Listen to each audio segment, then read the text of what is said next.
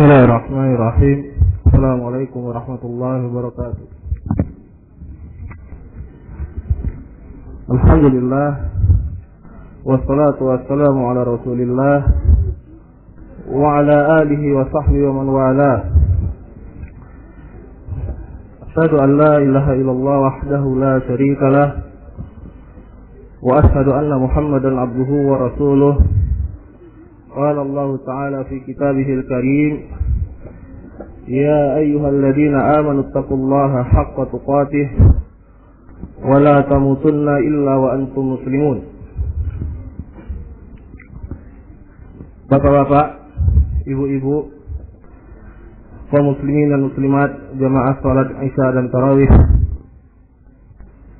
yang dimuliakan oleh Allah Subhanahu wa Ta'ala.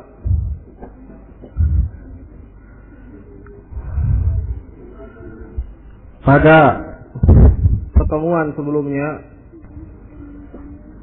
dijelaskan tentang hukum memakai cincin, begitu juga ikatan-ikatan dan yang semisalnya untuk raf'il bala, mengangkat bala atau mencegah bala. Mengangkat bala kalau bala itu sudah tertimpa pada seorang dan dia ingin mengangkatnya, menghilangkannya. Daf'ul bala, mencegah sebelum bala tersebut datang, dan dijelaskan tentang hukumnya seandainya seseorang yang memakai cincin atau ikatan-ikatan tersebut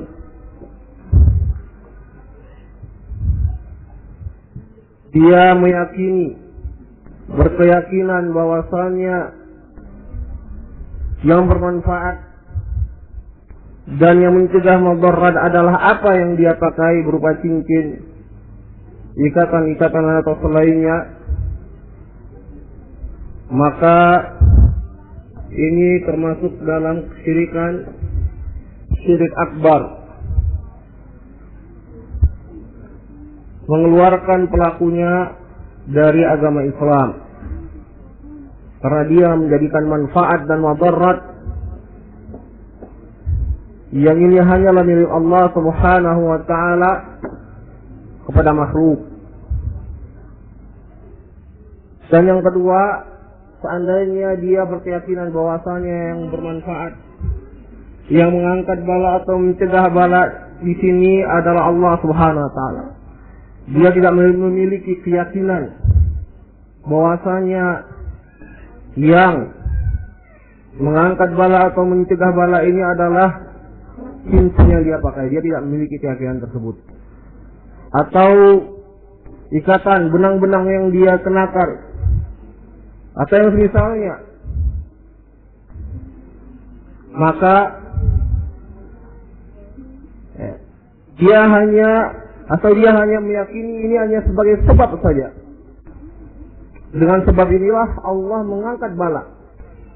Maka dia telah menjadikan sesuatu yang bukan sebab sebagai sebab. Dia berusaha dengan sesuatu, dengan melakukan sebab-sebab yang pada asalnya bukan sebab. Maka dia terjatuh pada kesyirikan, yaitu syirik asghar, syirik kecil. Dan bukanlah kata-kata syirik kecil ini berarti kita meremehkan dan menyepelekan arti sebuah kesyirikan, karena kecil dibandingkan dengan syirik besar. Akan tetapi syirik kecil kalau dibandingkan dengan dosa-dosa besar yang lainnya, dia termasuk min akbaril al-kabair, termasuk dosa besar yang paling besar yang harus kita waspadai. Bahkan sebagian ulama mengatakan bahwasanya syirik kecil ini, walaupun pelakunya kalau seandainya mati dalam keadaan membawa syirik kecil ini, dia tidak kekal di neraka. Akan tapi banyak dari kalangan ulama yang mengatakan bahwasanya dia tidak diampuni dosanya karena kesyirikan. Ya. Dikarenakan Pengumuman firman Allah Subhanahu wa taala, "Innallaha la yaghfiru an yushraka bih wa yaghfiru ma duna dzalika liman yasha." Sungguhnya Allah tidak akan mengampuni dosa kesyirikan. Sebagian ulama memahami kesyirikan di sini termasuk syirik besar dan juga termasuk syirik kecil. Maka sangat berbahaya perkara syirik kecil ini. Tidak kita perlu melihat kepada namanya bahwasanya adalah kecil, yang itu besar. Tapi kita lihat bahaya yang ditimbulkannya. Bahwasanya ini adalah apa? Perkara yang sangat besar, lebih besar dari apa? Dosa-dosa besar yang lainnya. Dan pada kesempatan kali ini ada perkara yang ingin saya jadikan poin yang penting pada pertemuan kita malam ini, yaitu masalah menjadikan sesuatu sebagai sebab.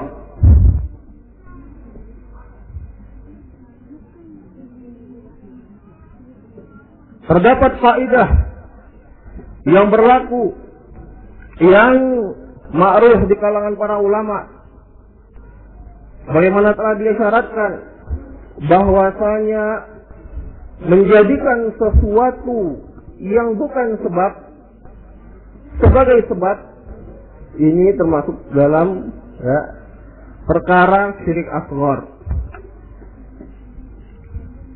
Sesuatu yang pada asalnya bukan sebab kemudian dijadikan sebagai sebab,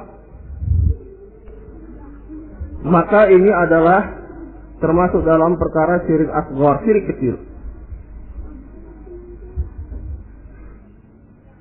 Bagaimana yang disyaratkan sebelumnya, seorang yang mengambil atau menjadikan cincin sebagai sebab diangkatnya bala darinya, tanpa ada kaitan yang erat, yang jelas antara apa yang dia pakai berupa cincin dengan bala yang menimpa pada dirinya. Ini menjadikan sesuatu yang bukan sebab sebagai sebab. Dan sesuatu dikatakan sebab atau untuk mengetahui bahwasanya sesuatu itu adalah sebab, sehingga kita bisa berusaha, boleh berusaha dengannya, disebutkan di situ ada dua cara, yaitu dengan cara syar'i, dengan cara syar'i. Apakah itu dalam kitabullah atau dalam sunnah Rasulullah sallallahu alaihi wasallam? Halnya Rasulullah sallallahu alaihi wasallam bersabda, "Al-habbatus sauda shifaa'un likulli da'." Obat bagi segala penyakit. Habbatus sauda, obat dari segala penyakit. Maka kita ketahui bahwasanya habbatus sauda ini adalah sebab yang syar'i, yang disyariatkan untuk kita menjadikannya sebagai sebab. Dan cara yang kedua untuk mengetahui sesuatu itu sebagai sebab adalah dengan apa? Dengan cara tajribah. Yaitu sesuatu itu ma'ruf bahwasanya dia adalah sebab. Nah, seorang minum obat sakit kepala untuk menghilangkan sakit kepalanya, ini adalah sebab. Seorang dia makan supaya hilang laparnya, ini adalah sebab yang diizinkan. Adapun sebab yang tidak memiliki pengaruh yang jelas, tidak memiliki kaitan antara sebab dengan akibat, maka ini tergolong apa? Menjadikan sesuatu yang bukan sebab sebagai sebab. Perlu diingatkan di sini kenapa? Karena banyak sekali mereka yang memakai cincin-cincin atau secara umum kita katakan jimat. Karena ini termasuk dalam perkara tamimah. Rasulullah sallallahu alaihi wasallam bersabda, "Man ta'allaqa tamimatan faqad asyrak." Barang siapa menggantungkan tamimah, bahasa kitanya jimat, secara umum, apakah ditempelkan, digantungkan di rumah-rumah, atau di toko-toko supaya dagangannya laris, atau di kendaraan supaya kendaraannya aman dari kecelakaan. Kalau digantungkan di rumah supaya aman dari kecurian, digantungkan kepada anak-anak kecil misalnya supaya aman, supaya terhindar dari mara bahaya, maka semuanya ini termasuk dalam kaidah ini, menjadikan sesuatu yang bukan sebagai sebab. Akan tetapi banyak perkara ini disalahartikan atau disalahpahami oleh kaum muslimin. Mereka beranggapan bahwasanya yang termasuk kesyirikan kalau seandainya dia memiliki keyakinan bahwa yang bermanfaat adalah benda tersebut. Sehingga sering terdengar bahwasanya mereka menggantungkan jimat adalah sebagai bentuk ikhtiar mereka, bentuk usaha mereka. Adapun semuanya perkaranya diserahkan kepada Allah. Seolah-olah mereka terbebas dari bahaya kesyirikan. Kita tidak meyakini bahwasanya ini adalah jimat yang bermanfaat, akan tapi sebagai sebab saja. Sering sekali terdengar yang demikian, menjadikan perkara ini, yaitu menggantungkan jimat-jimat ini sebagai bab ikhtiar. Maka perlu dijelaskan tentang kaidah ini, bahwasanya sesuatu yang bukan sebab kemudian dijadikan sebab, maka ini termasuk syirik asghar. Dan sebab dikatakan sebagai sebab kalau dikatakan bahwa oleh syariat kita bahwasanya dia adalah sebab. Ini cara yang pertama. Cara kedua, kalau dia memang diketahui dengan cara tajribah, bahwasanya ini adalah sebab, memiliki pengaruh yang nyata terhadap akibat yang ditimbulkannya, maka ini baru boleh dikatakan sebab. Tapi kalau tidak ada kaitannya, apa hubungannya antara jimat yang digantungkan kemudian dengan maling yang tidak mau masuk ke dalam rumah tersebut? Apa hubungannya? Tidak ada hubungan yang nyata, tidak ada pengaruh yang nyata. Apa hubungannya antara dagangan yang laris dengan jimat yang digantungkan dalam rangka melariskan dagangan tersebut? Tidak ada hubungannya. Maka ini menjawab subhat atau pertanyaan banyak orang tentang perkara ini, yaitu perkara menjadikan sesuatu yang bukan sebab sebagai sebab, sehingga tidak ada alasan bagi mereka yang mengatakan ini adalah babul ikhtiar saja, sebagai usaha saja. Tetap mereka minimalnya terkena syirik asghar. Pada perkara ini ada dua pilihan. Kalau dia meyakini bahwasanya Allah yang memiliki manfaat, sementara apa yang dia gantungkan berupa jimat adalah sebab, maka dia terjatuh pada syirik asghar. Kalau dia berkeyakinan lebih parah bahwasanya yang memiliki kemampuan untuk memberikan manfaat, menolak madarat adalah jimat-jimat yang dia gantung, maka dia terjatuh pada syirik akbar. Terjatuh dia di antara dua perkara kesyirikan, antara syirik asghar dan syirik akbar. Sebelum kita tutup, ada perkara yang penting juga yang perlu disampaikan tentang sebab ini. Ada tiga hal yang harus kita perhatikan di dalam kita berusaha, di dalam kita mengambil sebab. Perkara yang pertama, apakah sebab tersebut adalah sebab yang diizinkan atau tidak, baik oleh syar'i ataupun secara kebiasaannya. Maka ini sudah kita jelaskan pada sebelumnya. Kalau dia mengambil sesuatu yang bukan sebab sebagai sebab, dia terjatuh pada syirikan. Perkara yang kedua, bahwasanya sebab atau usaha yang kita lakukan bukanlah dijadikan sebagai sandaran utama kita.